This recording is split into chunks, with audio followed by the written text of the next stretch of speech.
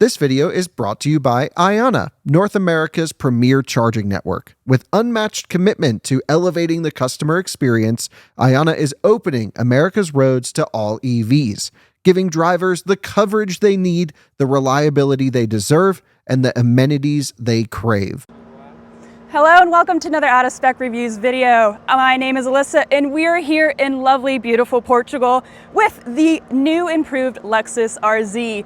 I will be doing some driving impressions today. I will be giving you guys the full walk around of everything in just a second here. And I'm very excited to present this to you in this beautiful copper color that they do have. They have some improvements here or there, but we'll see how much they have improved since our last video, which honestly, we didn't give the greatest review. So let's see if they've done some better things.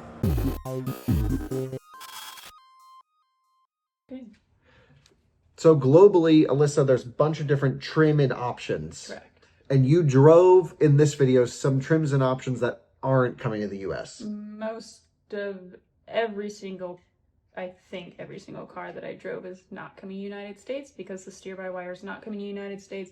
500E is not coming to the United States, and I believe those were the other two vehicles that I drove. I know the first one that I drove was the 500, and it's not coming. Okay, so essentially what's coming to the US is 3 trim levels. We're getting a 350E, which is front-wheel drive, 75 kilowatt hour battery pack. Then you can get a 450E, which I think is just all-wheel drive, same 75 kilowatt hour battery pack. And then weirdly, very weirdly, there's another battery that only has 2 kilowatt hours more capacity. And it's basically one extra module, right?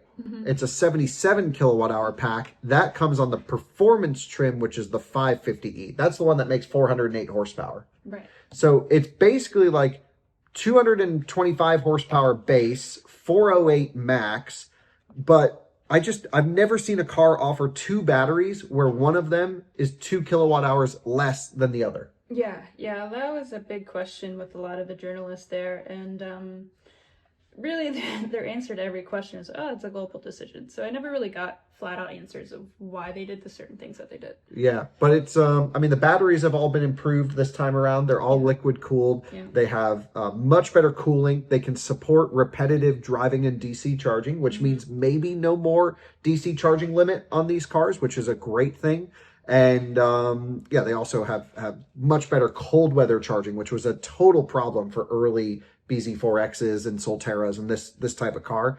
And they've like upgraded the cabin heater or the battery heater, moved it closer to the battery. Lots of things have been improved there. So I'm excited about that. You talk a lot about other things that have been improved as well. They've made it quieter. They've made it handle sharper. You talk a lot about that in your driving experience. One thing I'm kind of interested in and kind of surprised that they did as well is they've really juiced the rear motor. Yeah, they did. So if you get the performance all-wheel drive trim, it can go almost 100% power to the rear. And then if you go to range mode, it'll do like 50-50 split. They've upgraded to silicon carbide inverters. They've done some really nice stuff with this overall. So anyway, when we get one here in North Carolina, maybe to the track, and if people are interested, we'll do a deep review. That'll be cool. But in this video, you're going to give everyone your impressions of the 2026 RZ, which honestly, a lot of improvements. They claim in the materials it has route planning and automatic preconditioning, but the US spec might not. They said that it's pending all this. They just pretty much said it's a huge question mark right now, and they don't have anything solidified for the United States market, which that really confused me, and that came from 2 separate mouths. So that was even across the board of not having the answers quite yet, because I asked them if it shows like state of charge upon arrival or anything like that, and they're just, oh, we just don't know yet. Okay, so some question marks. We'll have to wait to drive the car in the US. In general, the car was already too expensive. I hope the price doesn't go up with the changes. It's like just around $70,000, which is insane. But also now it's kind of got the specs ish. Yeah. I mean, it's definitely more competitive in the market. It's still, I mean, you can turn a blind eye to a lot of things with driving the car. If you don't really care about certain things like technology and stuff like that, then yeah, it could definitely suit suit some people. Yeah, I was actually really impressed with the ride quality and just the overall driving it around when we had the one on test. It just didn't have the EV stuff sorted. They've completely revised motors, cooling, battery, and some software stuff. And so I think it's at least worth giving it another look. So I'm glad you took the time to go there. I did not want to take the time to go there. I'm glad you took the time to go there to go play around with it. And I hope everyone enjoys Alyssa's video. I thought it was super great. It's your first time doing something like this. Right. But you're an EV expert. You drive electric. You drive all the cars we have on test. So I thought, throw her into the deep end. And I thought you did a great job on the video. Thank you. Thanks. Okay. Appreciate it. Everyone enjoy it and be super nice in the comments. All right, guys, well, welcome again to beautiful Portugal. It's been an amazing experience here, and I thank Lexus for inviting me along this trip. I do have my handy dandy notebook because, as you guys all know, I am not the nerdy one of this channel. That is Kyle Connor, so you are not getting the nerdy overview. I do have notes here, though, to try and give you guys the best of the best that I can possibly do. So first off, the styling and look of everything, I personally like it. The two-tone, I'm not a huge fan of. But overall, it's not offensive. I think it goes well with the Lexus Luxury, and I think it looks great. And so the first thing I'm gonna know, I'm gonna put it off the bat. Yes, they have NACS. The NACS is coming to the United States. It's not on this particular car, and the charge port is actually going to be on the opposite side on the passenger, so it'll be very friendly to Tesla chargers, which is a huge win and absolutely a great change to make for this year model. The pricing is another huge question. We don't know exactly what the pricing is, but for a comparison model from last year, or from the last model, was $67,000. So I couldn't imagine it's going to be any cheaper with all the upgrades, especially they have a little bit bigger battery capacity and all of that fun stuff. So I would imagine it would still be in that $67,000 price range. Couple of the changes, I'll just start listing them off. The onboard charger has increased from 6.6 kilowatts to 11 kilowatts. So that means you're charging overnight. If you have to go to a hotel, you're on a road trip, you might actually be full in the morning, which is very awesome. The range in EPA testing has increased from our last range test that we've done on these. It did not meet EPA range, so we'll do those tests again when we get it back to our offices back in Colorado or North Carolina, whichever one, and give that a test to see. Charging is still the same. They're still peaking at 150 kilowatts. I asked the engineers why they haven't gone more. They said it was just a global decision, and I guess everyone globally does not want fast charging. Not me. As long as it's got a decent curve. We all know I love my Audi e-tron. It's only 150 kilowatts, but it's flat. And so hopefully something like this, when we do our charge testing, will be pretty equivalent, and it won't be as too offensive, and a pretty decent road tripper is what I am hoping.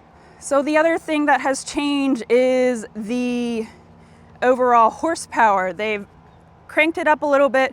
Nothing crazy, nothing, you know, Tesla Model S Plaid, of course, or Sapphire or anything like that, but they've cranked it up. The F Sport, the sporty model, the real get-goer is 408 horsepower. I have not tried that quite yet, but I will here soon, so that will be in our video today. And so now I'll give you a tour and walk you guys around the whole vehicle so you guys get a good look of everything. If you'll come around to the front here, we'll go ahead and show the charge port for you guys. It is just a click to open.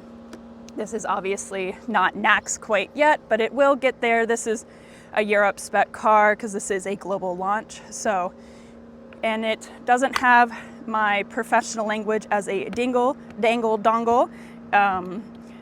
Nothing hangs down, which is great. It's just a simple, easy charge port. Nothing fancy at all. And so yeah, let's move around the back here. Let's get to show you guys what this rear looks like. It does have a nice little spoiler here, and you know, I think it looks good. I don't mind it. I don't love it. I'm not obsessed with it.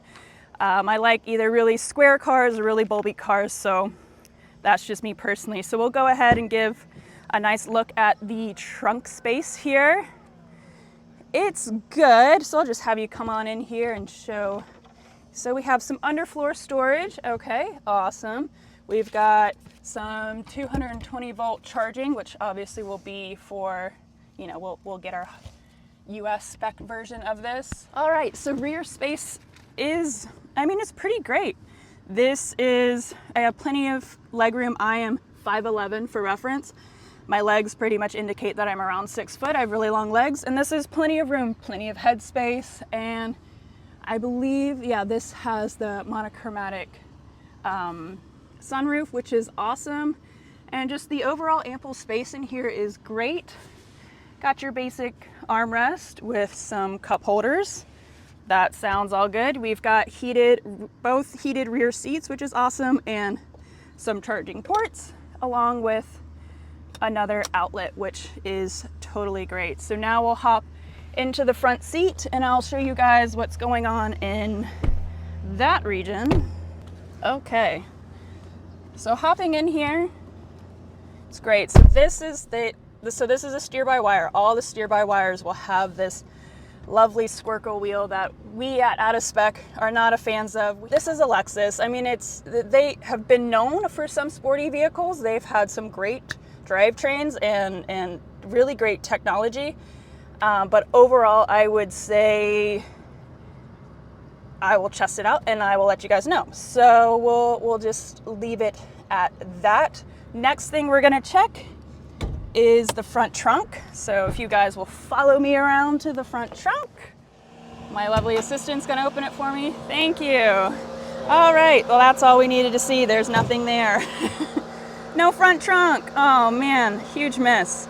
But that's, so that is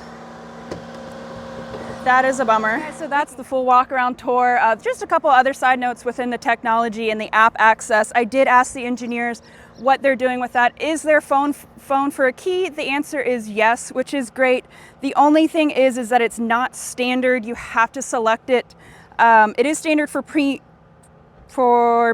premium, but otherwise you have to put it in. There's like a package that you'll select, and you can get app access, and that includes you'll be able to cool it down, which is awesome, especially in hot heats like this. That'll be very, very, very helpful. So the other side of that with the cooling is there dog mode? No, there's not, which is not very uncommon for big automakers like this. It's a bit risky for them, but they do have something that is called a My Room mode, where you can keep it going, but it has to be charging. So either AC or DC charging, which is interesting. So the next thing we're gonna go ahead and drive it. I'm gonna drive a 500, which is actually not coming to the United States. And then next I'm gonna be driving either this car or another one with steer-by-wire F-Sport, which would be super fun to see. The only thing with the steer-by-wire is it's not coming to the US quite yet. They're trying to. There's just some regulations that they have not met. They've met it for the Europe market, not the China market. So there's just a bunch of loopholes and things that they get through, but they're very passionate about getting that steer-by-wire to us. So hopefully that does happen. So let's go ahead and jump in the car. I'll give you guys a review of the driving impressions and more on the interior. So let's go ahead and hop in and do that. All right, so we've made it on the highway, so we're gonna try out some of the driver assistance. From the previous generation, we did not find the driver assistance offensive at all. It keeps yelling at me to sit up and have the driver's face showing. So I've literally put my seat up so high in order for it to see my eyeballs. It's not the camera that it's detecting. It's been doing this like this whole time I've been driving it for the past 15-20 minutes. So right now it's doing all of its driving. It's doing a great job in my opinion. Once we get a little chance here, I'm going to see if it does an auto lane change. Will it do it itself? It does not seem so. It just shuts off the system, lets me go over, and then locks back in, which to me that's totally fine. I'm all right doing my own lane changes, so I'm not deeply offended by that. They did say that they wanted to increase with technology, so tech-wise and a higher trim like this definitely should be a thing. So we will just bump that down and go back into this other lane. Yep, so yeah, it just shuts off, lets you do the lane change, and then locks back in. But I mean, so far the driver assistance it's fine. I mean, it's great for on the highway. I did it a little bit on the back roads and they're a little bit twisty, so I would say it didn't really enjoy that as much. But for highway cruising, this is definitely more than acceptable. Interior wise, drive quality wise, I would say it's very comfortable. It's I mean, it's got that Lexus Estique or Zeke, whatever you want to call it. And I even, made a point to go over a bunch of bumps and potholes, and it felt great. The ride system that they put in here, it feels just fine. Is it, Audi e-tron level? No, I would not say it's still compared, but I would say it's pretty similar to the last generation. Not much has truly changed with that. And the same for this driver assistance system. I'm pretty sure from what I remember, this was pretty standard on it. But overall, for the just driving impressions, it's good. I did do a nice little hard launch, and it says, rear traffic approaching. So it's telling me a lot of things that are going around me, which is really nice. I have, blind spot awareness, little thing lights up, and it shows that, he's not coming over though. He's staying right there. So it's telling me things are going on around me, but it does not tell me every single car that happens to go around me. But again, completely fine. Any notes are relatively good. Okay, so I am in the S-Sport, actually the same exact car that I was just doing the walk around in, and wanted to go a little bit more into detail of the interior and just the different styling choices. So with any steer-by-wire, it does have this squircle. So this is not just in particular to the F-Sport, but this blue stitching, which is absolutely, it's nice, it's sporty, sure. You could be fine all around here on your seats and everything. I don't think there's anything in the rear. There is in the floor mats here as well, and they stated in the US it's going to have just like this F-Sport badge as well. So that's pretty much it for the overall differences interior styling wise for the F-Sport. Maybe this is different as well. I did not notice this in the other car, but I could have just totally missed it. Overall, inside here, we're gonna get into some things, guys. Okay, look at this. Will you just look at this? This is just straight potato. Why have they not updated this? This is going to be likely a 65 to, this is probably going to be well in the 70 to $80,000 if I'm going to guess. And this is the front screen. Is this a joke? And then they have the heads-up display, which you guys can kind of see there. It's good. It's not offensive at all. I'm going to put on a little AC because it's, kid you not, 33 degrees Celsius. I don't know what that is in Fahrenheit off the top of my head, but it's toasty. Toasty is definitely. So it's got these bing bong ding dongs, which I'm sure you can turn off. I did notice when I played around with, so they have an M mode, so that just pretty much, don't you just love piano black too? This is just fingerprints everywhere. Anyways, you have N mode where you can kind of simulate the manual. I played with it a little bit, and it gives you the noises and all of that stuff, which is fun for some people. Some people enjoy it, stuff like that. It's an electric car, it does not actually make that noise. So I would say probably not. But anyways, so it's the same haptics as the previous generation, but to actually select what you need to. So if I wanted to change the song, I do have to actually click it, which for me, I prefer that. I do like buttons still. And yeah, so overall interior styling. Ooh. So this is different with the Squircle. There's an actual scroll wheel, which that's really nice. The back seat interior it's good. It was comfortable. It does have the heated seats. And here you do have the heated and cooled seats. You cannot do them both at the same time like the Germans like. But you do also have a heated steering wheel as well. So that is for both passenger. But let me tell you something. So I have news. This is a luxury sport car. All of them are luxury. This Lexus is luxury, correct? No massaging seats at all with any of the trims. 0 massaging seats. I was still am very confused by that. I was looking for that the whole first half of the drive that I did, and I found zero. And I asked the engineers, the head engineer, he's a great guy, he's really nice. He said no massaging seats. So like, I think globally people want massaging seats. So especially if you're spending a lot of money on a car and it's a Lexus, it's supposed to be premium, it should have massaging seats. Okay, so that's it for that rant. Back to the overall interior. So this squircle wheel here has that same feeling like the last one, where it just feels like a hacky sack, or those like little stress balls that we had as a kid. Oh yeah, not premium feeling, and this leaves a lot of like residue. It just dirty piano black, just not, it's not premium. But I do love the door cards. So, and the other car that I was in, I don't think I actually showed it, but maybe I can get a quick clip of it, of the other interior. I thought it was really pretty, like a brown hued interior, which is absolutely great.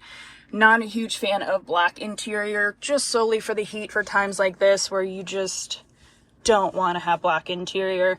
So overall, like this is all the exact same from the last model year. I don't think anything has changed within that. So this is like the whole full screen, which is really cool. I mean, we really liked it in the previous model years, so it nothing has changed. So let's go ahead and see more about this infotainment system. What do we get? So right now I am on Apple CarPlay. It's connected to one of their phones, not my phone. Obviously that's why I'm able to film, because with CarPlay you can't film and have it working and plugged in at the same time. So that's always a huge downside, and that's Kyle's biggest narc on it, is as that's what our job is. It annoys him, at least. Alright, so let's go ahead and just play around with the infotainment system. I think it's pretty much the exact same, but just the natural, that ding, the dong. Okay, let's do it. Let's find where to. Let's go to Lisbon. Let's see. Oop, if I can spell. Lisbon. Go. Let's see if it does any route planning for us. I don't know. Let's choose this one. This is also in Spanish or Portuguese, whatever it might be in. It's not in English, so what I might be typing might not be correct. So it has add charging points here, but I see it kind of indicates some stuff here. So let's go ahead and add some charging points. Consider charging to 80% at each stop. Okay, so it wants you to do deep charges, and let's see how confident they are in the route planning. How low can you go? It's thinking a lot. We are kind of out in the middle of nowhere. Oh, there it goes. Popped up. It says route plan is 3 stops. Okay, let's click it. What are the 3 stops? So it gives us how far they are. It does not say how long the stops are at all, or how fast the chargers are. Can we zoom in? Can I find out more information if I do my own work? No. So that's not great. It does route you to chargers, so that is one step ahead, just within the technology. Does not seem to be tells you along the route. Oh wait, an hour and 50. No, that's not to a charger. So it just tells me within, sorry if I'm not getting that right screen in, 50% around this point. It wants me to charge, so I'm guessing I'd be around 30% when I get there. And it says around here I'll be at 20% if I don't charge. So that's just weird. That's not intuitive. That's not the best for road tripping. I mean, I feel like I can get all the way into this town here, or maybe further if there is charging, which I don't really know how much. Portugal is really not known for EV infrastructure. So this just might be the best route. We'll definitely, of course, test this when we're back in the US and really see how it is. But as of right now, my first initial impressions are it's usable, but I think it's gonna have you sitting there and charging for a while. They do state that the charge takes 30 minutes to get from 10 to 80%, and they think that's really good. Don't agree with that, but we want faster charging. We want better charging curves. Range isn't really a thing. Their main thing was to increase the range because the other one just didn't have any range. It barely even made it to 200 miles. It didn't make it to 200 miles in our EPA range test. So I think it was like 196 is what we got out of it or something like that. But these are all above 200 EPA each trim. So this heavy duty guy right here is only 220 EPA. So I would be curious to see how much it gets, which is really not that much range, but as long as it's got a decent charging curve, that's okay. So let's see what the camera system's got for us here. It's okay. It's just, wow, it's really just spinning. Okay, I paused it. Okay. So, oh wow. Really gives you a full view. So let's put her in reverse and see what we get. Yeah, I mean, it's really not the best camera system, but it is a camera system in itself. It does give you, I will put it back into park because that's an annoying noise. A good view of everything, and I'm just amazed at this. This screen is just such a potato. This one's not bad. It's actually kind of pretty. But overall, with final thoughts, interior wise, I think it's comfortable. Definitely needs massaging seats for a luxury car brand. These are the turn signals. They're so tiny.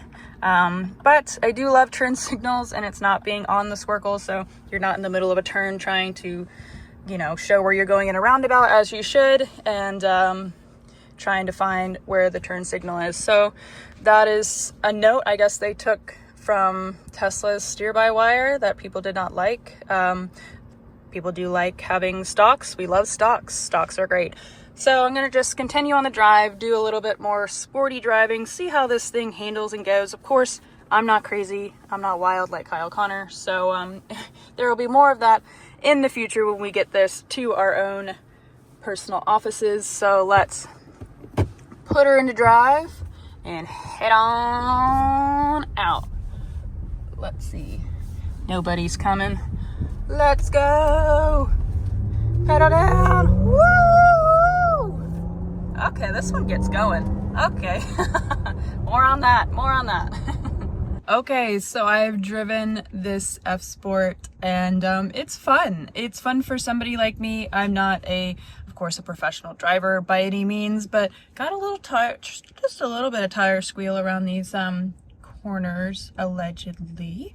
So yeah, I mean, it's super fun to drive. The Squircle is a Squircle, same issues with all of that, but it does have the turn signals, like I said. There are a couple of things that I've kind of noticed while I was driving that I didn't quite notice in the other car that I was in, and that would be this. So it does have a digital mirror, which is pretty cool. I am just a normal mirror kind of gal. And yeah, so yeah, the driving. So let's go over kind of the steer-by-wire situation. I think it is great. Love steer-by-wire. I hope they can get in the United States. It's so much fun to drive steer-by-wire. I did want to show you guys, I'm just in a little like off parking area here. Let's put this thing into drive. I wanted to show you guys the turning radius of this. So I'm fully lock to lock here, and it's a pretty decent turning radius. Make some circles here. Let's see, am I gonna make it here?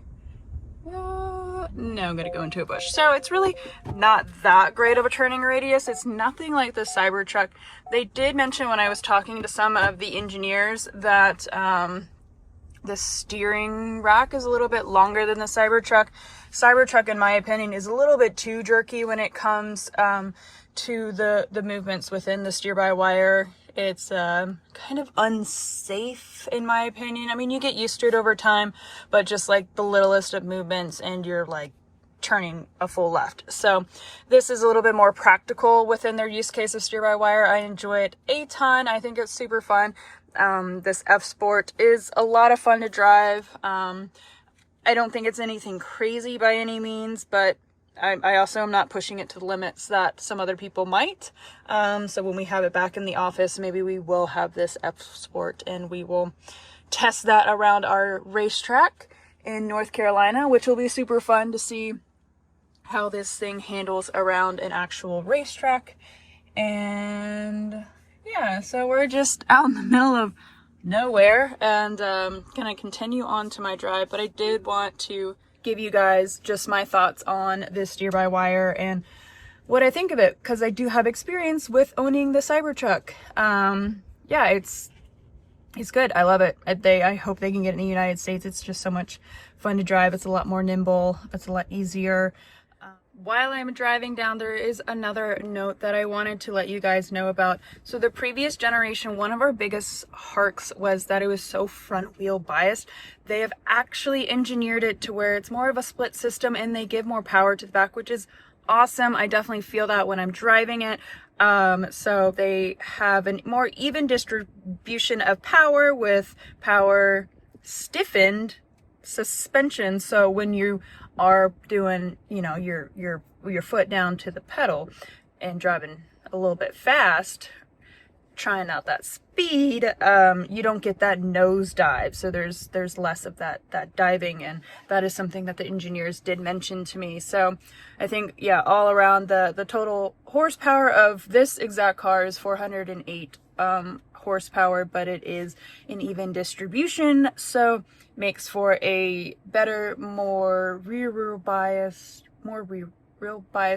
driving system. So gives it more of a push off the line and not a big nosedive like the other one did.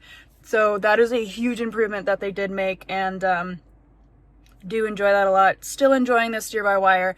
I think it's totally fun. I think it's the right amount of ratio. It's not as sharp as Cybertruck Tesla is, and that's a good thing. So they've done a great job. The engineers have done a great job on that. I like it. So yeah, just wanted to give you guys that quick tidbit because it was on the top of my brain and I wanted to get it into this video before I completely forgot, because that kind of happens here or there. So back on the road we go, and then I'll finish up with my final thoughts. So I did my best to try and not have any cut clips, but I did want to mention, so this is the wheel you will be getting in the US. You won't be getting that Squircle wheel. And just like my Audi e-tron, the way to actually activate regen is through the shifter paddles, which is interesting. I feel like, you know, regen is just a normal thing, and especially in an EVs. So it should just always be automatic, but you have to, I think, turn that on every single time you're in the car. But other than that, I also would like to mention that they do precondition to chargers. It does automatically precondition, and it does have plug and charge for the Tesla network. That is confirmed. The rest with the route planning, they just mentioned that it's not really, they're still in the works with it. They have not solidified anything. And I told them, I said, you guys better, you know, put in state of charge upon arrival, and all that other stuff. It's just needed when you're road tripping an EV. So yeah, that's pretty important, I would have to say. And yeah, so we're just cruising along, just going back to the hotel. But that is pretty much my last little tidbit here. There's probably more that I totally forgot to mention, but like I said, we'll have this car in at our own offices, and we'll be able to go into more in depth if you wish to learn more and more and more about this, and if this is a car that you are looking to choose for your next EV. All right, so this is the conclusion of the drive, and just a couple notes that I have to take, there is no dog mode. I know that's important to me and a lot of our audience. They have something that's called a My mode, but you can only use it when you're plugged in. So that's, I don't know, kind of useless in my opinion. Other little notes to make with the route planning, talk to them. The state of charge upon arrival is still pending. So route planning is not really a thing in the Lexus at all. So you'll be doing your own calculations. So have fun with that. That is not good. They need to improve that. They need to make sure that is implemented in the US market. So pretty much to conclude, would I buy one of these over, let's say, a Model Y or any of the other competitors? For the price point that is likely going to be at, no. Sadly not. I did enjoy the car. There is a lot of things that are good about it, but there's just a lot of things that they just didn't really fix within the technology side of things, and tech is just getting better. We've been in China, and the things that they're doing out there, we just look like the Amish in the United States. So that's pretty much sums up everything here. I thank you guys so much for watching. If you've made it all the way to the end point, I really do appreciate it. This is my first solo trip and video on camera, so I appreciate you guys for watching. I'll see you guys on another one soon. Bye-bye.